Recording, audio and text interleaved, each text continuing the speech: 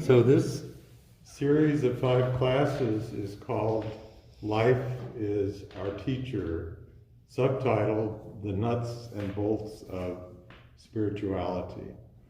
And I feel like it's really important to share with people on a spiritual journey some things that usually don't get talked about or taught. It's kind of like the underlying dynamics of the process that you're engaged in, looking at the purpose of what you're doing, why we're on this journey, what are tools that help us on the journey. So the Sufis talk about spirituality being about awakening of divinity in life. And this is in contrast to, I would say, the majority of other spiritual traditions, and certainly the majority of religions, where usually the aim is what you could call the return journey. So whatever the way of describing what happens to us in the process of incarnation, it's about, well, what do we do? Where are we going to? And it's usually about going back somewhere. And sometimes it's about going back to a pristine, pre-incarnate state, or going to, in yoga, it's merging with the beyond, this infinite state of consciousness, ocean of consciousness. In Buddhism, it's about freeing oneself from what is called the wheel of being and becoming, and going beyond all name and form. And so there's different names about a specific goal for spirituality. In general, things like awakening, illumination, enlightenment. In yoga, it's mukti or moksha. In Buddhism, it's nirvana. Christianity would be like going to heaven. So there's all these different descriptions, and implied in these different ways of talking about the purpose of the spiritual path is this physical manifestation is not where it's at. And sometimes it's described as a fall, like in Christianity, this is a fall. And even in Genesis, the fall from the perfection of the Garden of Eden, and the what needs to be done to go back to a different state of being. So the purpose, and in Hinduism, physical manifestation is described as Maya. It's like the dance of God. It's illusory. It's the play. It's Leela, but it's not where things are really at. And in contrast, Sufism is one example of it. It's a wisdom tradition. It's not a religion that's saying, well, the path is really about the furtherance of whatever we want to call divinity or the transcendent awakening to itself in existence, in manifestation.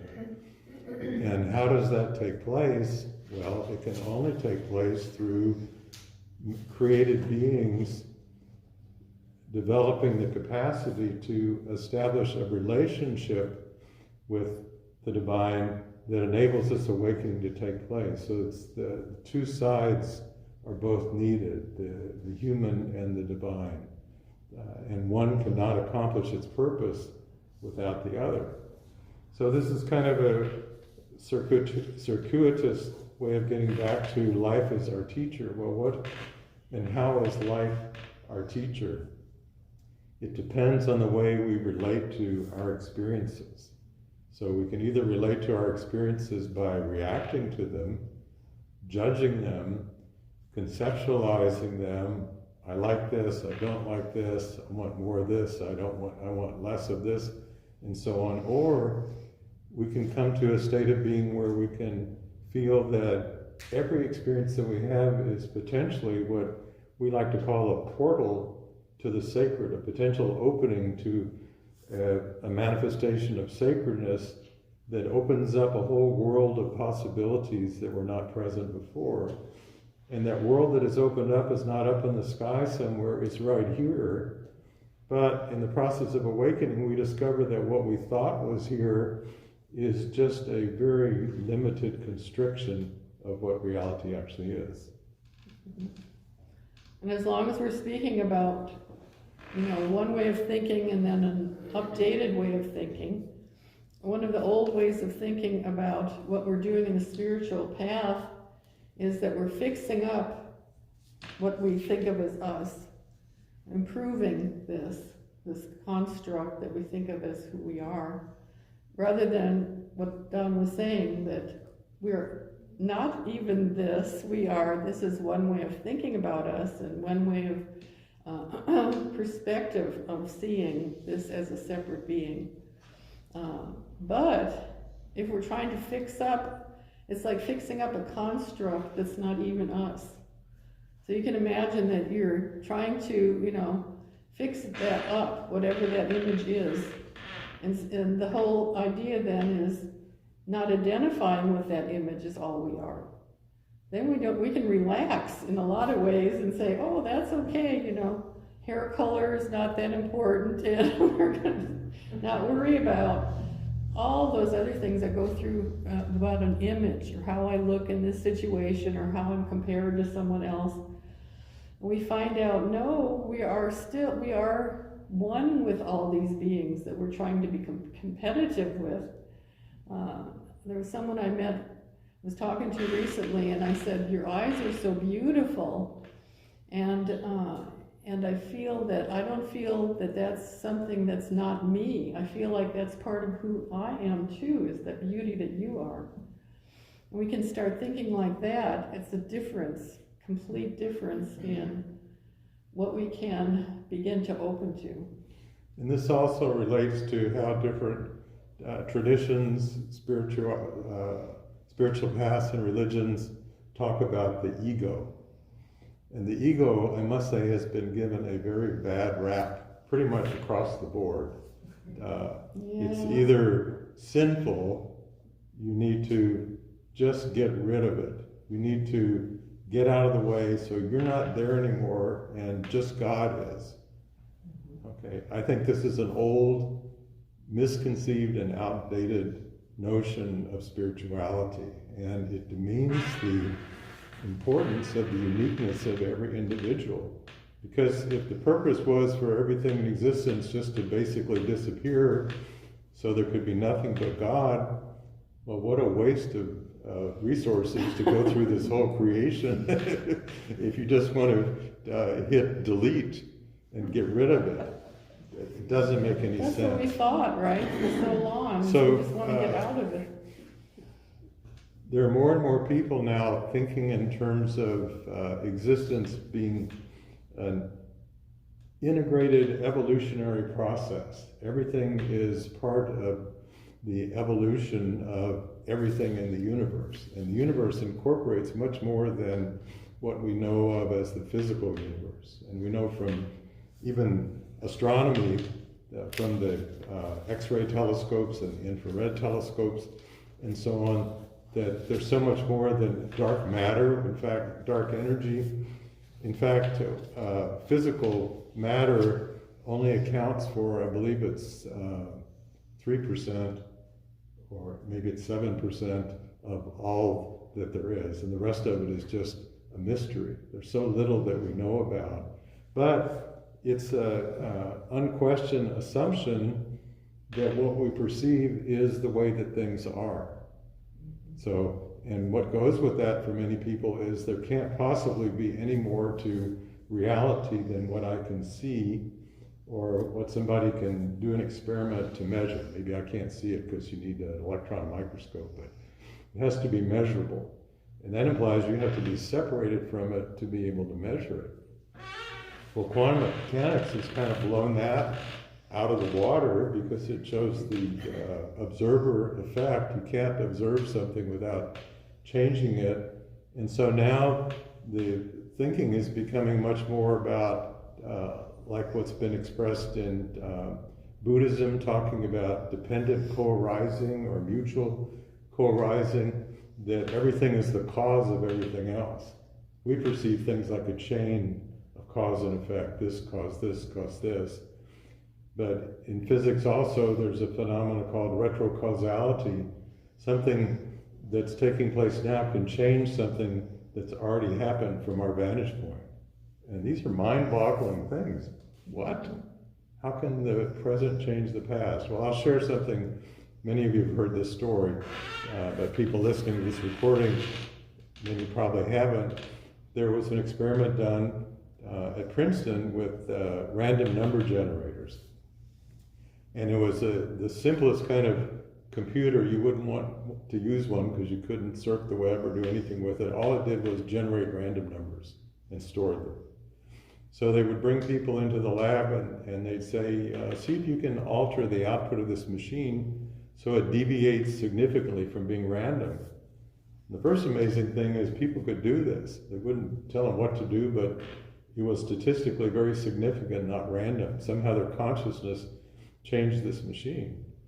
Well, you haven't seen anything yet, because the second experiment they did is, let's say they stored the data from yesterday, and then Phyllis, I bring you into the lab today, right now, and I say, Phyllis, I'd like you to try to change the output of this machine yesterday between 10 and 11 in the morning, so it's not random.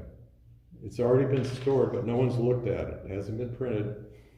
And lo and behold, after that, they'll go and look at it, and that'll be the only time of the day where the output is not random. This is really mind-boggling. It's already happened.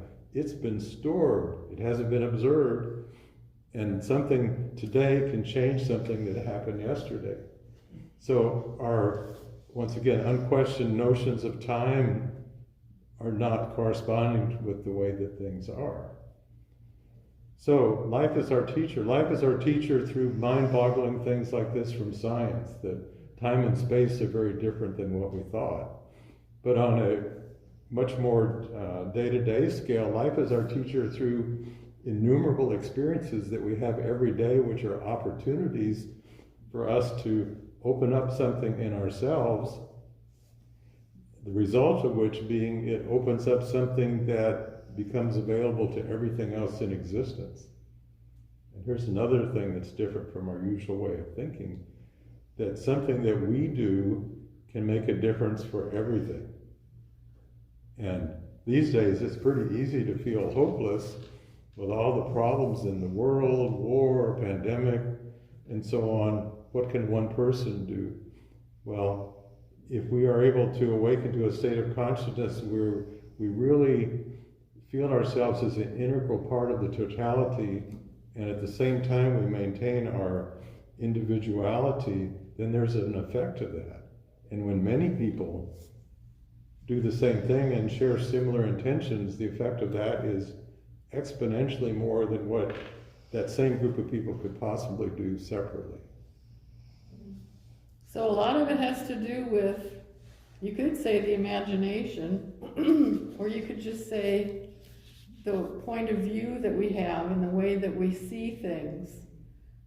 Thinking about different cultures and how incredibly different, let's say, the Native American culture has been, who has always seen themselves as part of this, panorama of totems of all the different animals and everything that there is.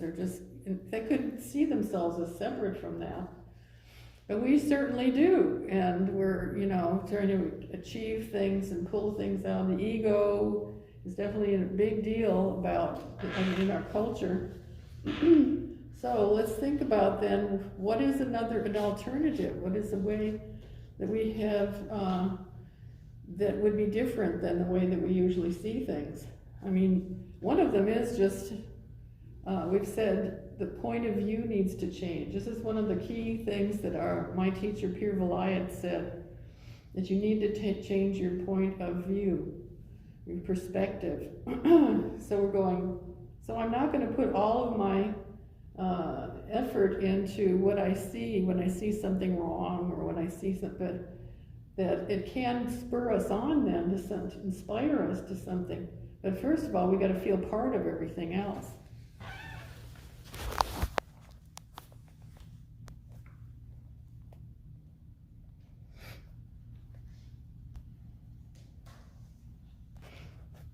Establish that resonance that takes you to the state in which you are extended in harmony with all. It's your resurrection body. It's like an edge of everything there is, but with your own trademark. So let me say that part again. It's like you are an edge of everything there is, but with your own trademark. So my loving the eyes of somebody I was talking about is mine too. So it's like everything is a part of who you are. It's in your family. You don't have to put these lines up about this one's mine, that one's the other one. So now I want to read a poem. So happily, it's not an election. Are we going to make it cooler? Yeah, please.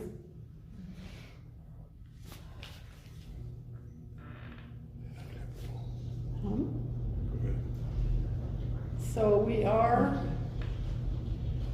challenged, and if you don't have this book, please get this book.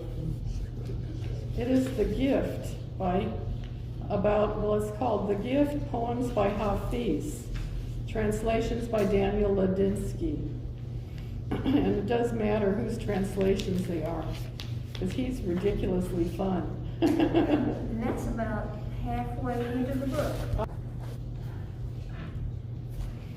So here we are with a definite possibility of somebody seeing us in a different light, right? I mean, what do we usually get? Well, we're nothing, or we are, we really are such a terrible example of a human being, and we are trying so hard to improve that. No, not that at all. It's really that beautiful glance, that perspective, that feeling so loved. I like to say the compassionate witness. When I'm in the presence of that compassionate witness that just looks at me, and that's the most beautiful finger I've ever seen. Just really valuing, and try to put that back again, try to release all these others, really, perspectives of before. And what if your Native American way of thinking of things too, of feeling like that you are a part of the eagles, you are a part of the buffalo, you're a part of the streams.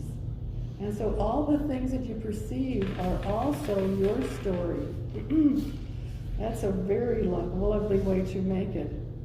Did you like to go on? So this also relates to something even Harvey said that I've shared many times in classes. He says every soul has access to a unique part of the divine wisdom that no other soul ever has, can, or will be able to have access to. And to me, this is the ultimate antidote for low self-esteem. And he relates a story that, is remarkable, that he said that God told the Prophet Muhammad that the Prophet Muhammad needed to learn from his followers because each of them had an aspect of divine wisdom that he could not know except through them. So he doesn't say there's any exceptions to this. He doesn't say this only applies to the great beings we know about through history, Christ, Buddha, and so on. Every single soul. Okay? And I like to think that everything in a sense is Gabriel. Well, what is Gabriel? Gabriel announces a divine message. And the usual way of thinking of it, I like to humorously describe as Gabriel as God's FedEx agent. Okay, here you go, God, I'm going to deliver this message to so-and-so. But this message is a two-way street. There's also, Sufis talk about the returning light. Other traditions do as well. And it's not just like the light bounces off a mirror and goes back. The light of divine intelligence, which is expressed in existence, is transformed through the experiences that we have, and is transformed by the wisdom that we gain through those experiences. And that light of wisdom is returned back to the divine being. So you can say, well, Gabriel is also returning that to the divine. Well, that's in what the Sufis call the vertical dimension or transcendent dimension, from above to manifestation and back up again. Sufis also talk about the horizontal or cosmic dimension, and this is the expression of divinity in manifestation. So, if every soul has access to a unique part of the divine wisdom, once that soul develops, well, let me do a little aside here. You might be thinking, well, it's like something stored in a hidden file and you've got to figure out how to get to it, and then you can access that and say what it is. It's static. It's not that at all. The wisdom that each soul has access to is an ongoing process of revelation that takes place in a unique way through that soul. So it's the wisdom that's gained through that soul's experiences with everything in their life, each of us in our life. And that wisdom gain is returned both to what we think of as the divine being, but also to every other expression of the divine, which is everything that exists. So it becomes available to everything. So the wisdom is continually evolving and being enhanced. So here's a wonderful way of experiencing life as your teacher, to think that whatever you're in relationship with, and it could be something in nature, it could be another person, it could be a difficult person that you wish would just go away, but knowing that that person has got access to something that you could never have access to, and maybe they haven't discovered that, maybe they don't know that about their possibilities, but if you can see past the surface level of them, Pir Balai would talk about, when you look at someone, see if you can see past the physical face and see their divine countenance.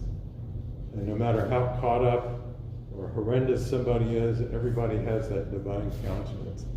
So if you see that in them, you see that the seeds of potential divinity within them that have yet to have been germinated in their life. And that's their Gabriel with something to reveal to you. And you are Gabriel with something to reveal to everything that you come in contact with. Well, what a different way to go through your day than, oh God, traffic, and this and that, and all the things we can find to grumble about. But Diane was talking about a change of the point of view. A little shift of the point of view can turn experiences into magical things, as opposed to things that are just either just mundane or boring, or get this over with so I can get to that. So what if you could get to a place with wherever you are, and it doesn't mean that you don't try to change something that's not right. It's not a passive state, oh, this is just horrible what these people are doing and I guess I'll just witness it. No, you work on trying to transform things for the better. But I would say that a key to awakening in life is to discover a way of using the way that you relate to whatever it is that is going on in a way that opens up things in you and also opens up things in that situation. Wow, perfect lead up to what I wanted to talk about too. So you could speak about, there's two ideas in the Sufis that I want to talk about right now. One is called Himma and one is called Tawil. And he was just talking about finding something that both goes with what's in the environment and then is coming from you also, like your own heart desire, really, is what I'm seeing in what you're saying. So, Himma refers to being able to turn to your own heart and feel that which, lights up. I mean, obvious ones are like seeing a baby, right? Or when something beautiful is happening and you can resonate with that, or even when you've overcome something that was difficult and you feel, a sense of accomplishment with that. But it's something about your own individual uniqueness that no one else could tell you what things would be doing that for you. So Himma is kind of like to your own self be true.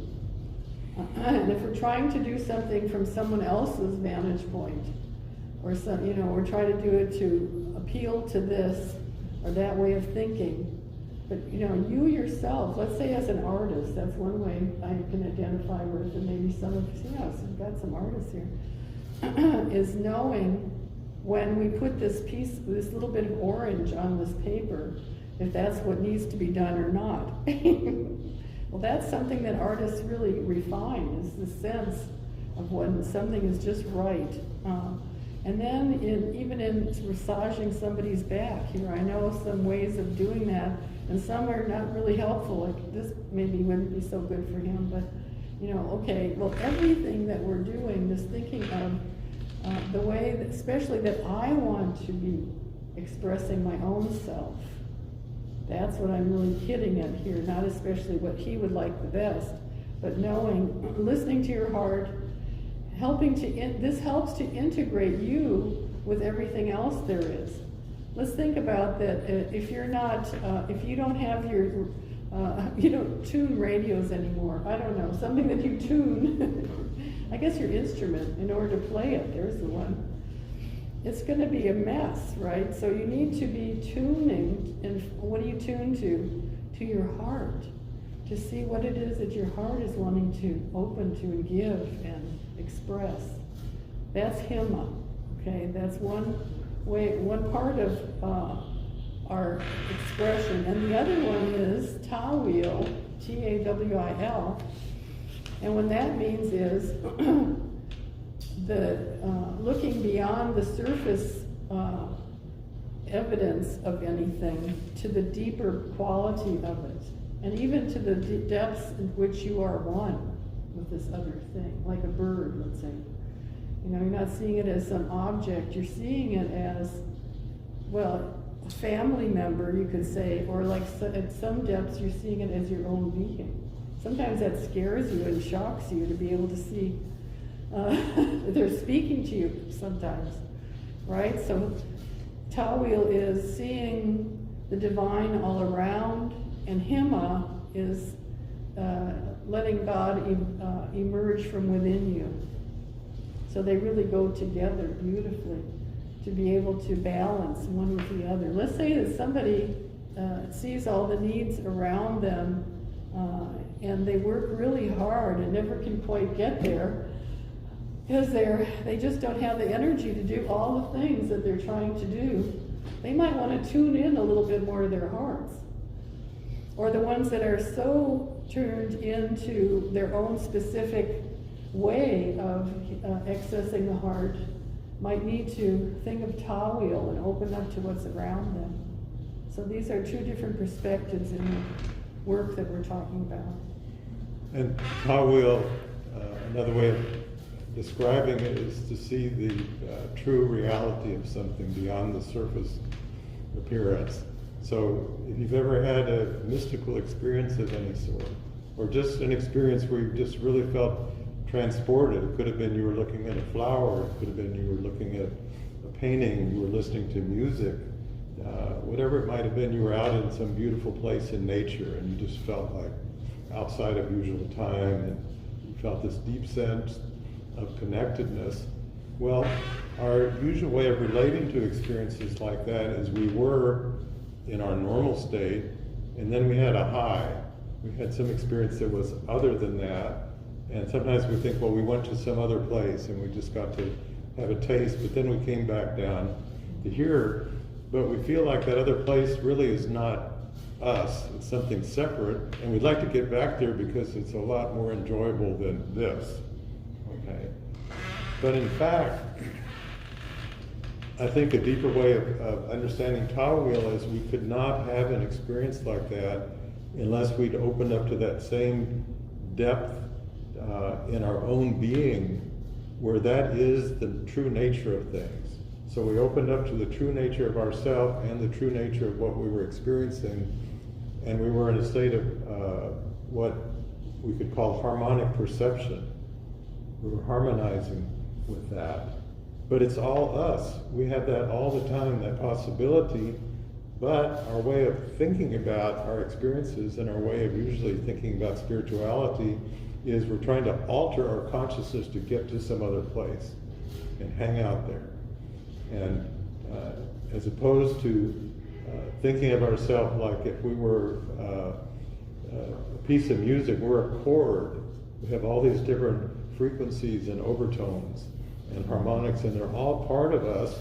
Our consciousness is usually focused on the bottom of it. And sometimes it gets opened up to a higher place, but then we come back down to here. But all of it's part of us. It's possible to learn how to have a state of what Pure Galite called stereoscopic consciousness, what I like to call multimodal consciousness, where we can experience the full spectrum of vibrations of our being, and at the same time have our consciousness more focused on one thing. So you don't want to be tuned into the angelic realm while you're driving down SPID unless you want to get there sooner. So it would not be a good idea. But we can have that going on in the background of our sense of ourself, and it's always accessible. And so why do we use the tools of spirituality? Well, again, in the traditional schools, it would be to get to the finish line, to get up there somewhere. But instead, we could think, well, it's to develop a capacity to be able to partake of all the levels on which we exist and all the possible ways of relating to whatever we are experiencing, and then we kind of choose where we want to direct our consciousness, our intention at any particular time. And when Diane was talking about kind of the heart and the what's underlying why we do what we do, and in Hinduism, this beautiful principle of Dharma, D-H-A-R-M-A, which means your duty, your spiritual duty. And this beautiful line in the Bhagavad Gita, better one's own Dharma, however imperfectly done, than to do the Dharma of another, however perfectly done. And how do we manifest our Dharma? Well, again, when we think about our spirituality, we might think, well, I'm doing my Dharma when I just do more and more spiritual practices, go on retreats, or whatever, be a good person. I mean, that's all good stuff. But doing our Dharma is really manifesting our uniqueness in life, what we have to bring through in the way we go about relating to whatever it is we're doing that really opens our heart, that's our passion.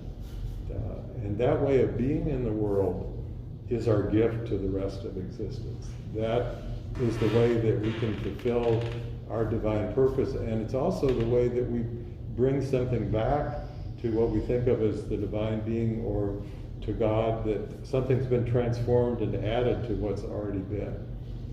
So inherent in this way of looking at things is not thinking of God as this unchanging, static, eternal being outside of everything, but a sense of what we think of as God is evolving every bit as much as we are, and can't possibly know all that could be. And the Sufis would say God cannot know what can be discovered of God's own being except through you awakening that. It's not like it's sitting up there and God's going, well, I hope they get it, and I'll give them an A for the course. It's unknown, and it's not fixed. It's a spectrum of possibilities awaiting to be unpacked all the time. The Sufis say there's a new creation that occurs at every instant. Well, we can be passive experiencers of that new creation, but usually what happens is we're unable to recognize the potential for change, and Diane mentioned earlier, we just carry forth this construct of the way that things have been, and we're kind of playing a simulation of how things have been, and not realizing all the possibilities of what could be, and not even sometimes believing that there could be a whole lot more to the story than what we're perceiving. So we could understand all these things and maybe even graph them and have amazing notes, and however, what we need is the actual experience. So that's why we have practices. So Donna's going to lead us in a meditation.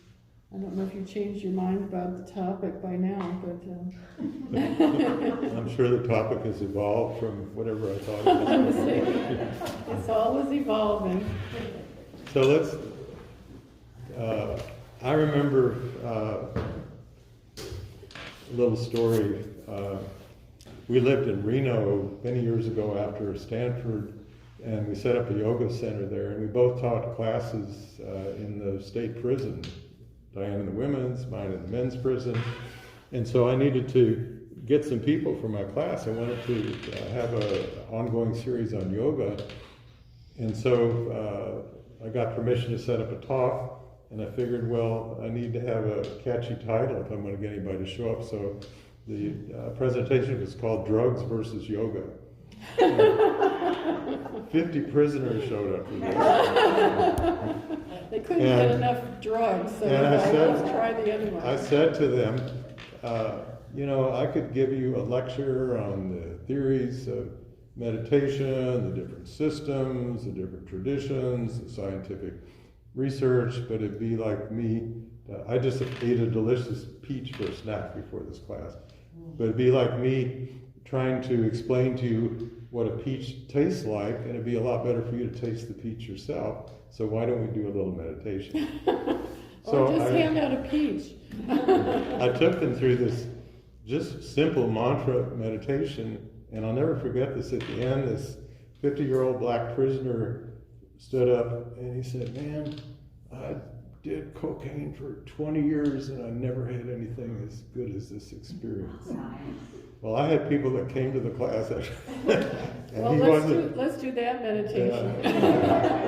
He wasn't a ringer either. He didn't come to the class, but the point is that, you know, sometimes we think of spirituality as something that's so distant, and we've got to do stuff for so many years to be able to really get anything. And I think, in fact, I know we don't have to go through all that. It's important to do practices. They are very valuable, but if we can learn how to open and be receptive, it's not difficult to have experiences. So why don't we see if we can have an experience? So let's close our eyes and just become very present to being here. Become present to your body, sitting in the chair.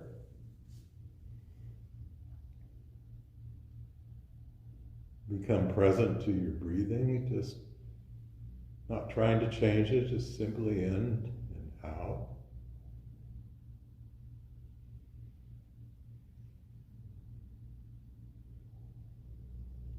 And just become conscious of the input from your senses, the temperature in the room. Perhaps there's a little breeze from a fan or air conditioning. The sensation of your body sitting in the chair and your feet on the floor.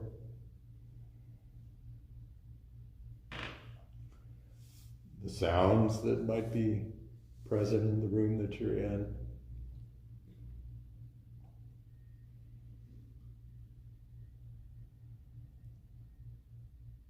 And our normal state of consciousness is perceiving ourselves as a separate individual, trying to make sense out of this vast reality in which we live. But there's been so much input from mysticism and now from science that has shown that everything is deeply interconnected with everything else. You can say everything is entangled with everything else, and everything has an impact on everything else.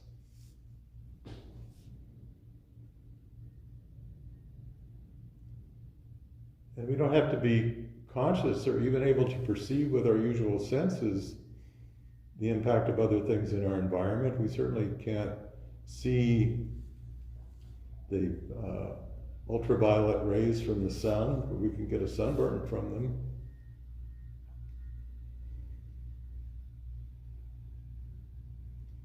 We can't perceive the unbelievable speed at which our planet and our solar system and our galaxy is moving through the universe. but it is.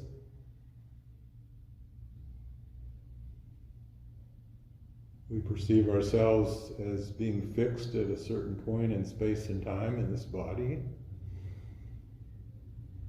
But open yourself to your awareness of yourself when you were very small.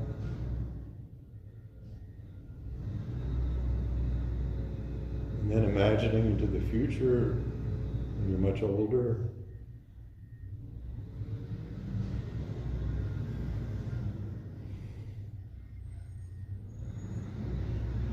And imagining your existence before you incarnated into this world.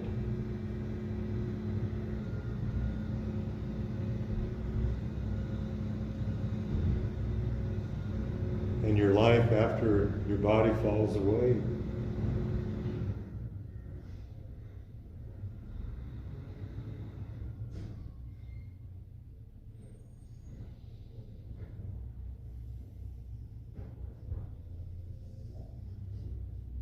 So just imagine you had thought that you were such a limited being, physically and temporally and spatially,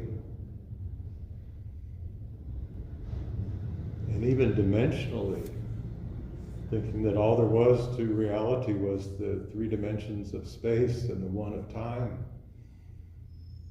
But now scientists will soon have proof for something that mystics have known for thousands of years, that there's many more dimensions. And there's already theories in string theory that there's at least 10 dimensions of space. So we exist in those dimensions as well, just not conscious of them.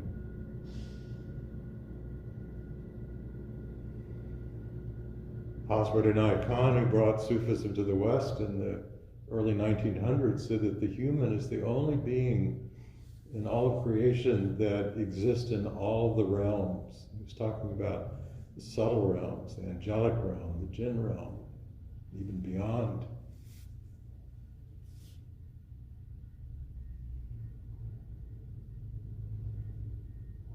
So instead of thinking that you've got to do all this work to raise your consciousness, change it somehow to get to some of these other places, just take it as a hypothesis for now, that is all your true being. And you don't have to go anywhere to feel your foot. You don't have to go anywhere to experience your angelic self. You don't have to go anywhere to experience yourself as a being of light and pure spirit.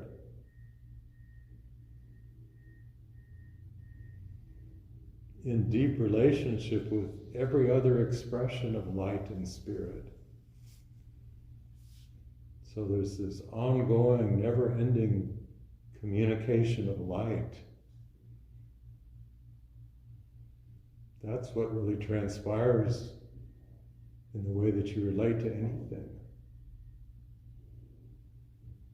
Sufis talk about a light upon a light.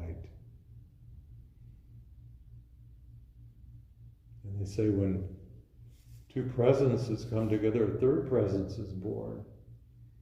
That is something more than either presence separate or the sum of those 2 separate presences.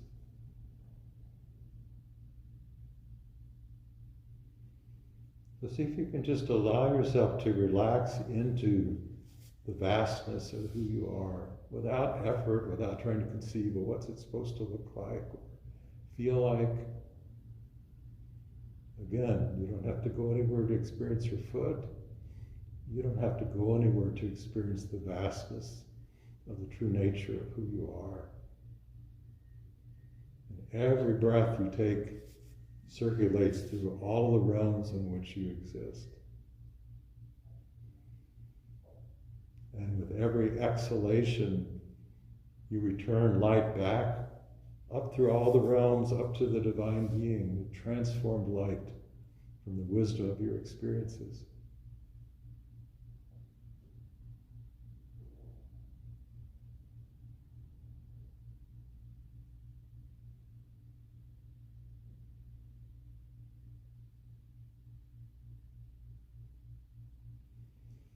So now, think about just your day-to-day life, circumstances that you're in, perhaps challenging circumstances that you might be in.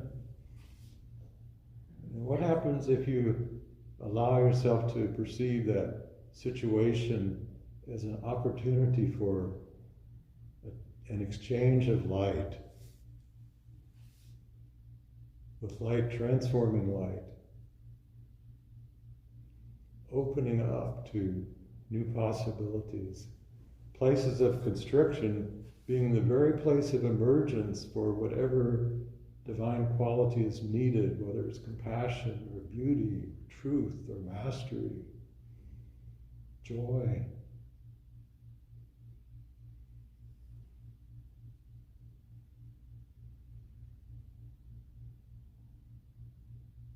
Just like a laser focalizing light to a pure frequency. Imagine every circumstance being an opportunity for light to become focalized, to allow the expression of divine qualities to shine forth and bring about a transformed world.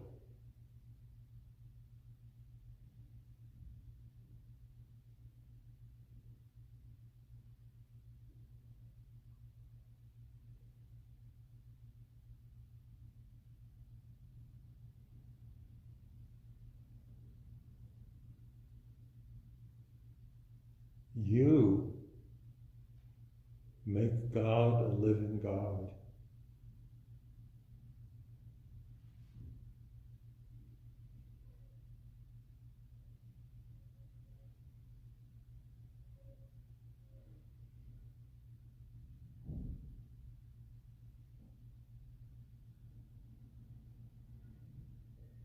You are the embodiment of a priceless treasure.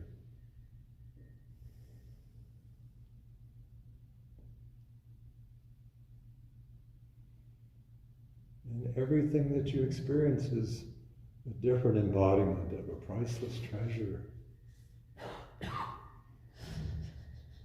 And sometimes we have to see far past the surface appearance of things to perceive that.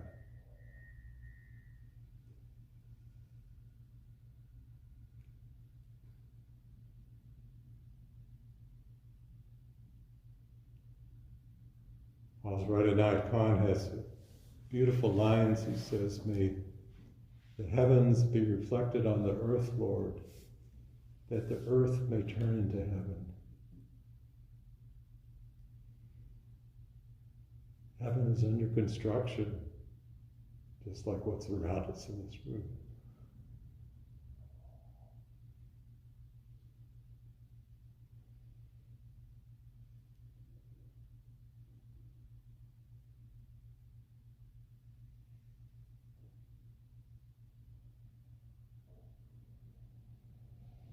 Can you feel the transmission that you receive from the divine being?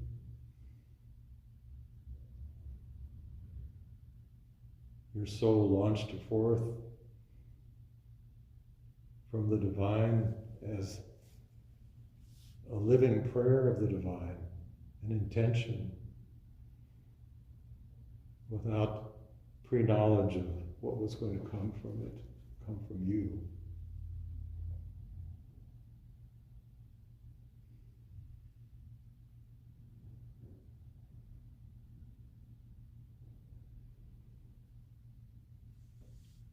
And again, often spirituality is thought about as we want to become illuminated. But what if instead we think about we want to participate in the ongoing process of illumination of all of existence with a unique light that can only come from our being. We're part of a divine symphony of light, and the light that we bring is present nowhere else.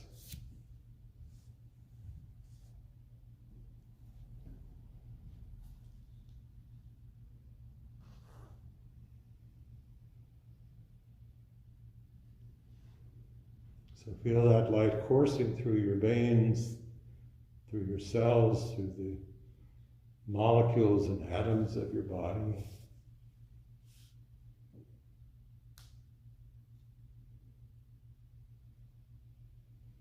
Feel yourself lighting up and shining forth that light, that transformed light.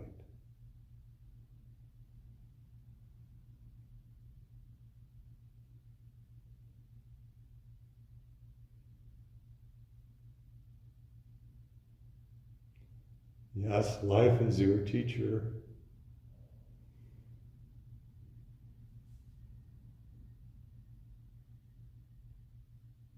And the light of your being is part of the divine palette to create beauty as not yet known.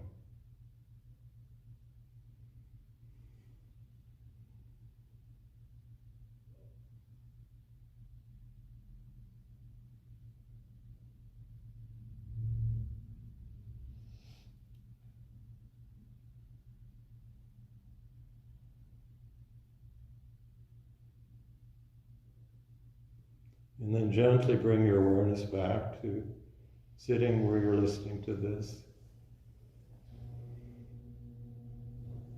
And become very present to your physical self in the room that you're in.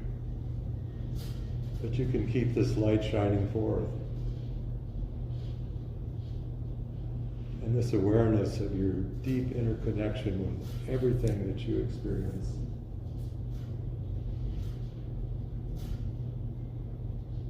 And realizing that your journey of awakening is a divine service.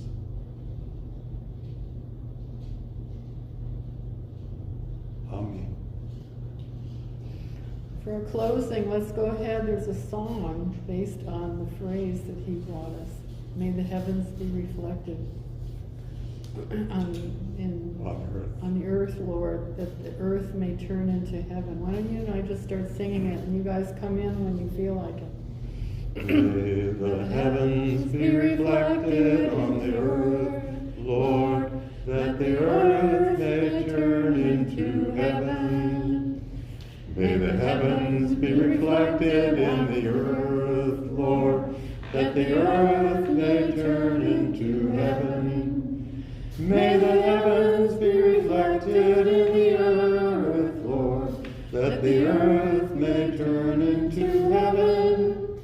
May the heavens be reflected in the earth, Lord, that the earth may turn into heaven. May the heavens be reflected in the earth, Lord, that the earth may turn into heaven. May the heavens be reflected in the earth, Lord, that the earth may turn into heaven. May the heavens be reflected in the earth, Lord, that the earth may turn into heaven. May the heavens be reflected in the earth, Lord, that the earth may turn into heaven.